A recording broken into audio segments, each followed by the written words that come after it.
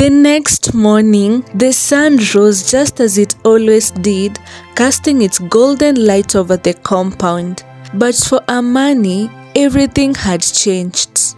As they served breakfast to the men, Amani's hands trembled slightly. She could barely look at their faces, knowing the cruelty they were capable of. The image of the children being led to the van haunted her. Naomi shot her a glance, one that seemed to say, "Stay calm, don't give anything away." Amani forced herself to stay normal and focus at the task at hand. "Remember," Naomi whispered when they were finally alone for a brief moment in the kitchen, "we must act like nothing has changed. Keep your head down, don't ask questions, the walls here have ears, you know." Amani nodded, agreeing that Naomi was right, and so she remained normal during the chores. As she lay on her bed that night, Amani made a silent promise to herself she'll find a way to escape for her daughter's sake and her own. Amani's fear reached a breaking point the next day when she was called to Pastor Adonijah's private chambers. Her heart raced as she made her way through the winding corridors past the guards and great sisters who watched her every move. As she entered the dimly lit room, she found Pastor Adonijah sitting, his hands clasped together. The room smelled of incense and the atmosphere was suffocating. Pastor Adonijah smiled, but there was something unsettling in his expression, as if he already knew what she was hiding. "Amani," he said in a deep, calm voice, "come and sit here with me." Amani did as instructed, lowering herself into the chair opposite him. Her pulse quickened as she fought to keep her face neutral. He leaned forward slightly, his eyes looking onto hers. "I've been watching you closely, Amani," he began, his voice smooth. "You've become quite an important figure here. You've been loyal, you've shown loyalty and devotion, but I must ask you, are you happy here?" Amani's throat went dry. She forced a smile and nodded slightly, but her mind was racing. What was he trying to get at? Did he know about what she had seen that night? Did he suspect that she has been planning her escape for weeks? Pastor Adonijah's gaze did not stop. "Are you comfortable here, Amani? Or have you been thinking of leaving us?" Her blood turned cold. Amani knew that this was a trap. No one ever left the compound. Those who tried were never seen again. To admit that she wanted to leave will be signing her own death warrant. She stammered, her mind desperately searching for the right words. "I am grateful for everything, Pastor. You've given me and my daughter a place of safety, a community. We found peace here." He watched her closely, his expression unreadable. "And yet, something seems to trouble you. You know, Amani, we are family here. If you ever wanted to leave, I would understand." Amani felt as though the walls were closing in on her. She had to convince him she was still loyal, even as every fiber of her being screamed to run. "I am not going anywhere, Pastor," she finally managed, her voice steadying. "This is my home now." Pastor Adonijah smiled and said, "Good, very good. I knew you were one of the faithful." But as Amani left the room, the cold sweat on her back told her one thing: time was running out. As Amani struggled with her growing fear, she noticed a man who seemed different from the others. He was quiet and observant and often kept to himself. His name was Brother Daniel. One day, as Amani was cleaning near the men's trailer, Daniel approached her. "I know what you're thinking, Amani. I have been observing you. You are smart and you're right. This place is dangerous, but you have to be careful. Pastor Adonijah has eyes everywhere." Amani was startled but listened intently. Brother Daniel revealed that he was an undercover police officer sent to investigate the cult. He had been here for months, gathering evidence to bring Pastor Adonijah to justice. But the situation was delicate. "We can't just storm in," Daniel explained. "If we do, people will die. The pastor has conditioned them to believe that the government is the enemy. If they think they are being attacked, they'll prepare the final meal." Amani's heart sank as she remembered the teachings about the final meal, a ritual where everyone would eat poisoned food and go to the Lord together if they were threatened. She knew that Waridi and the other children would be forced to partake, and the thought terrified her. "We need to find a way soon, Amani, or people will continue dying," Daniel said. Weeks turned into months, and still Amani had not found a way out. She knew that survival requires strategy. Amani noticed that the great sisters were fiercely loyal to Pastor Adonijah, constantly on the lookout for anyone who might pose a threat to him. Amani decided to use this to her advantage. One day, Amani overheard a young woman named Esther whispering to another woman about a possible escape plan. Amani knew that this information could be her ticket to gaining the great sister's trust. She discreetly reported Esther's plan to Great Sister Sarah, faking her concern to the safety of the community. Great Sister Sarah, impressed by Amani's loyalty, rewarded her by promoting her to a higher position among the women. She was now granted access to parts of the compound that were previously off limits. One of these areas was the maternity ward, a dark, disturbing place hidden deep within the compound. Amani was horrified to discover that it was filled with hundreds of pregnant women, all of whom had been impregnated by Pastor Adonijah. The pastor had convinced these women that they were possessed by demons and that the only way to cleanse their soul was through intimate rituals with him. Pastor Adonijah claimed that his holy seed would drive all the evil spirits and that the resulting pregnancy were divine blessings, a gift from God. Many of these women were brainwashed into believing this, while others, too afraid to resist, complied out of fear of their lives. Amani estimated that there were at least 1,000 women in various stages of pregnancy, all confined in the ward. The great sisters were responsible for caring for them, ensuring that they remained obedient and did not attempt to escape. Despite her outward appearance of loyalty, Amani was horrified by what she had become a part of. She knew she had to do something to stop Pastor Adonijah. And because Great Sister Sarah knew that Amani was loyal, she had already shown her where the poison for the final meal was and instructed her on what to do when the government police showed up at their compound. And so, one day, when the other women and great sisters were serving breakfast, Amani sneaked into the kitchen and substituted the poison for the final meal with a strong sleeping medicine that she had managed to acquire from Daniel, the undercover police officer she had come to trust.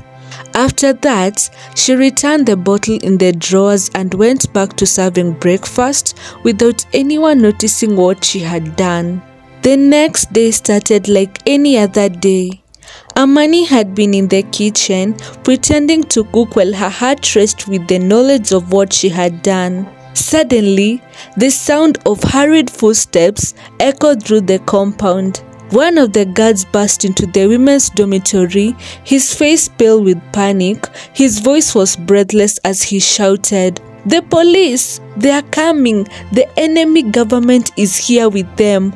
They have vehicles, many vehicles." The compound erupted into chaos. The alarm blared across the grounds, a siren that Amani had only heard once before, signaling the dreaded moment Pastor Adonijah had been preparing for. Women, men, and children began to move in a frantic, rehearsed manner. The great sisters rushed to the kitchen, their eyes wild with fear, yelling for everyone to get ready for the final meal, their escape to the Lord. "Brothers and sisters, my children, gather now," boomed Pastor Adonijah's voice over the speakers. "It is time. The government has come to destroy us, but we will not let them take our souls. Prepare to feast with the Lord. We will leave this world on our terms." Amani's blood turned cold as she heard the announcement. She watched the great sisters begin to serve the meal, a collective sense of urgency in the compound.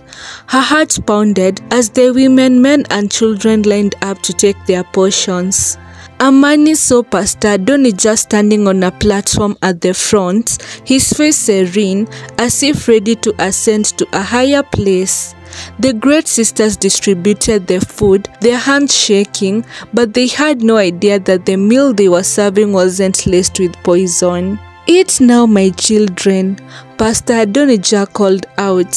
"Let us be free from the evil government." Amani watched as the first few men, women and children began to eat.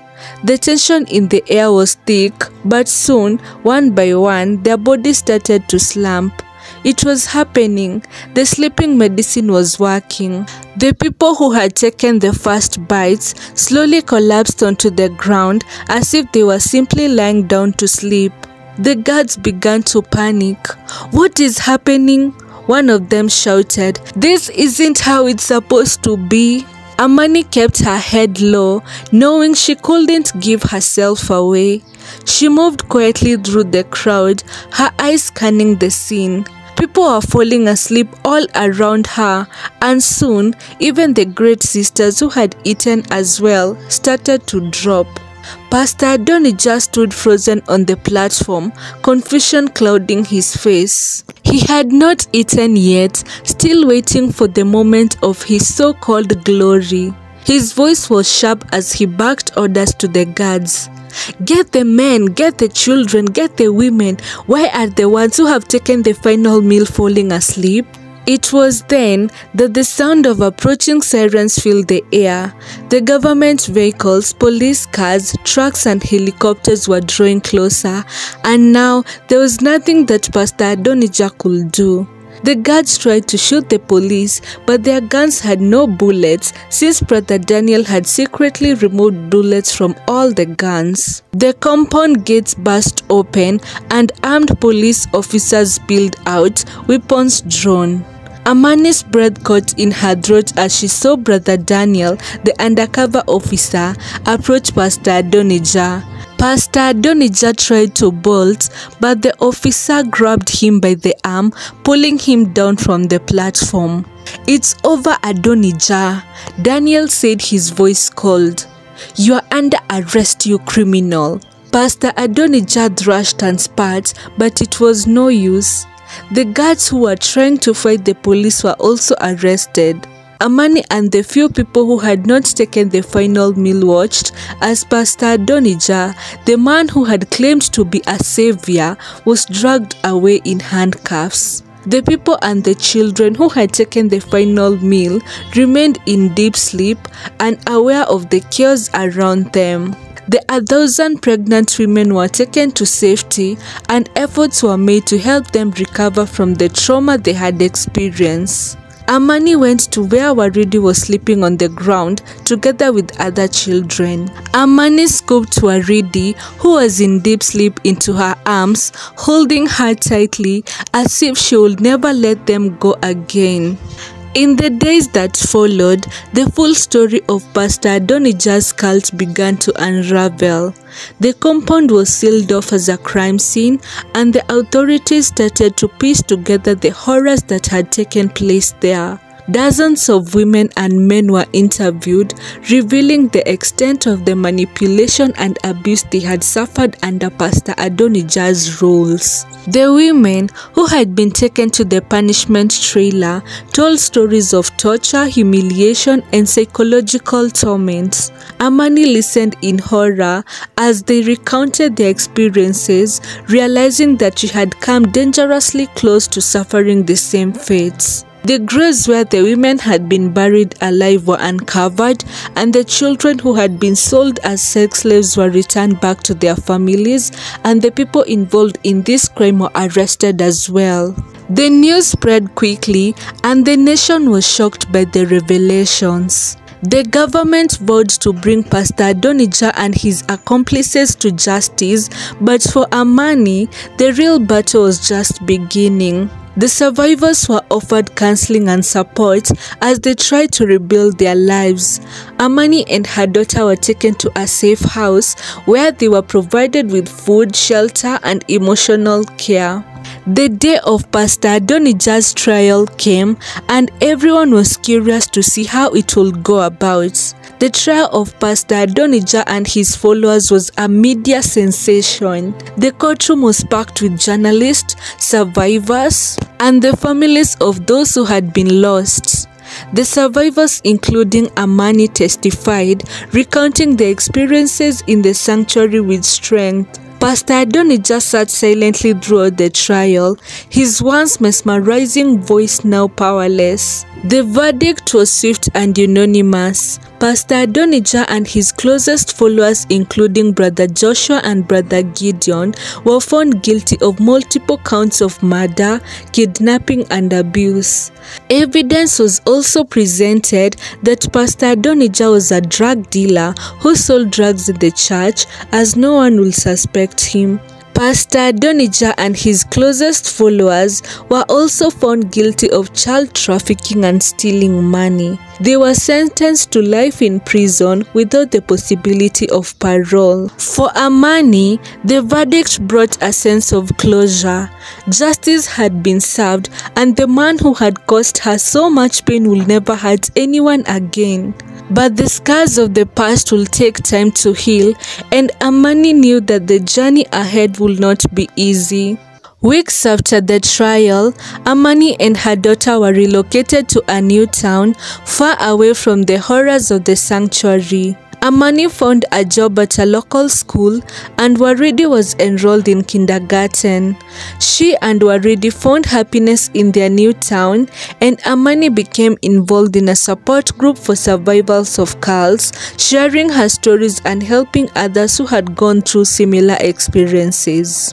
Waridi thrived in her new school, growing into a bright and happy child. Daniel remained a constant presence in Amani's life, and their friendship blossomed into something deeper, and eventually they decided to build a life together. Amani watched her daughter with pride, grateful for the second chance they had been given. The horrors of the past will always be a part of their story, but Amani was determined to write a new chapter, one filled with hope and healing. This story shows us how religious leaders can manipulate and exploit vulnerable people, turning their faith into a tool for control and deceit. Even in the Bible, in Matthew 7 verse 15 to 16, we are warned. The verse says, "Watch out for false prophets. They come to you in sheep's clothing, but inwardly they are ferocious wolves. By their fruit, you will recognize them." Christians, it is important for you to have discernment when choosing spiritual leaders. Anyway, that was it for today's story. I really hope you enjoyed it. I hope to see you in my next video. Kwaheri.